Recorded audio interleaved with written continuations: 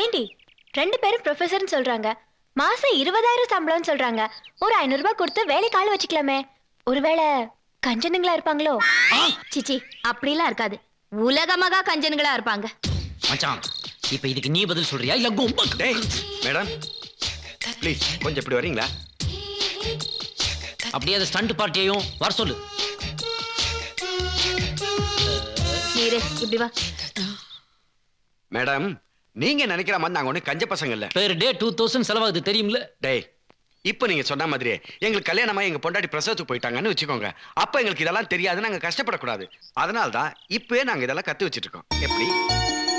ஆணும் பெண்ணும் சமம்ங்கறத வெறும் வார்த்தையில சொல்ல மாட்டோம், செயல்ல செய்து காட்டுவோம். அப்படிதானடா? Wow, very good. உங்க பாலிசி எனக்கு ரொம்ப பிடிச்சிருக்கு. ரொம்ப தேங்க்ஸ்ங்க. Nice meeting you them. என்ன சொன்ன?